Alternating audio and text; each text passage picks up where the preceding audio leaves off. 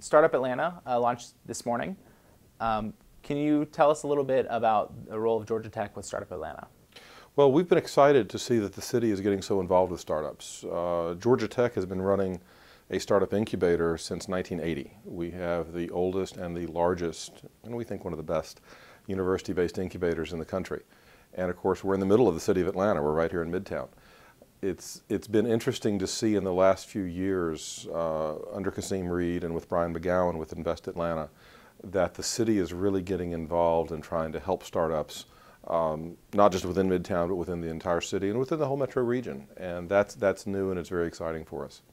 Now, what does the city bring for global startups or for startups here in Atlanta that have global aspirations? Well, it was, I believe it was Kasim Reed downstairs, or maybe it was David Capos, who said, smart people can live anywhere in the world they want, but smart people mostly want to live near other smart people.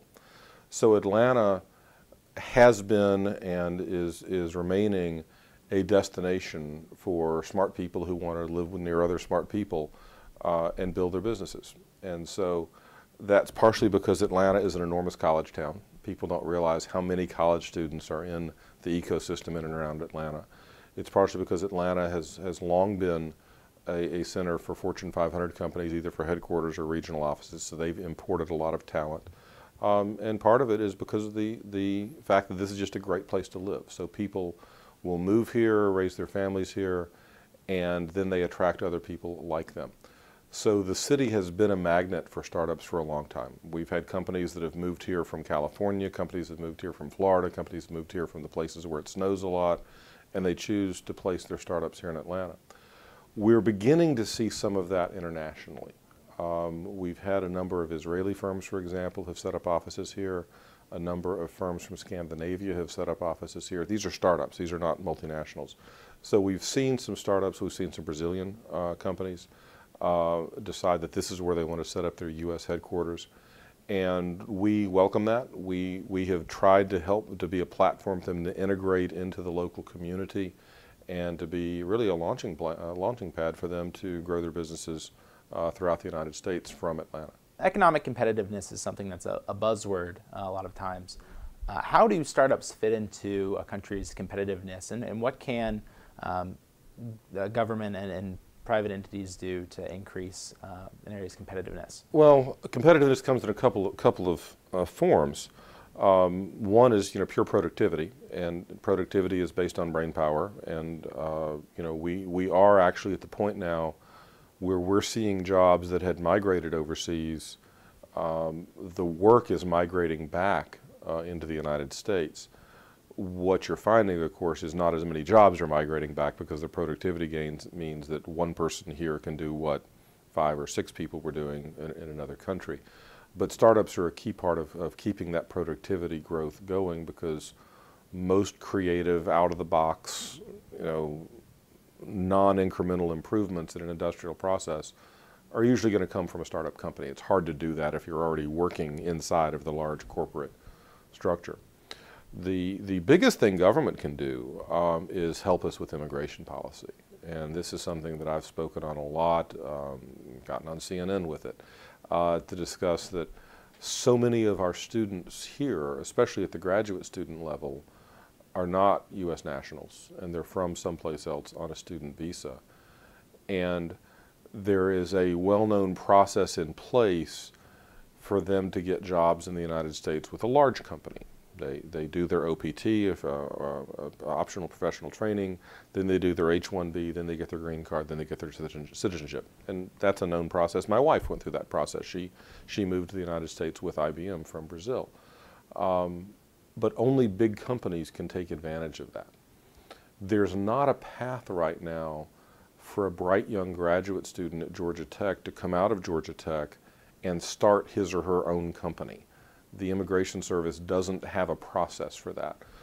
They recognize that, and in fact the director of Citizenship and Immigration Services was here down the hall 2 weeks ago holding a town hall on what can immigration do about the classic line, which goes back 20 years, is taking the graduates of master's and PhD programs in science, mathematics, and engineering, and stapling a green card to their diploma. It's not that simple, but we really need to make sure that that brain power that wants to stay here and start companies is allowed to stay here.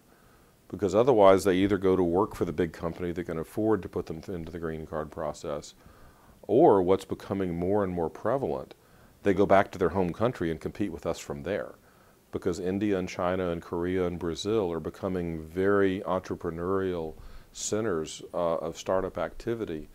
And whereas before a student here would look back at their home country and say, I can't start a company there, I'd have to go work for the government back in my home country.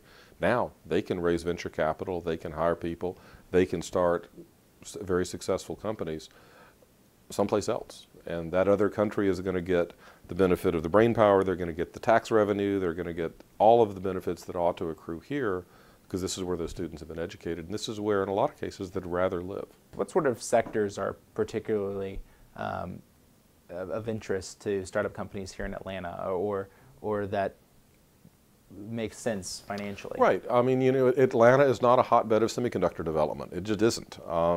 Actually, neither is Silicon Valley anymore. It's all in Taiwan. But there are several sectors where Atlanta is very, very strong. In fact, arguably, I would say, I wear my not the Valley button, we're not Silicon Valley. I would argue that in certain sectors we are stronger than Silicon Valley. One of those would be, for example, information security, internet security. We had one very successful company there several years ago. It has spawned a layer of companies that spawned a generation of companies that we now have an ecosystem of internet security companies that's very strong. And you know, for example, Pindrop Security, which is one of the ones that's going through our incubator right now, is as good as any information security startup anywhere in the country. So that is a very hot sector. Health information technology. We did a census. We found that we had over 200 companies in Georgia employing over 15,000 people writing software for medical information systems for healthcare. And with the Affordable Care Act, that's now becoming mandatory.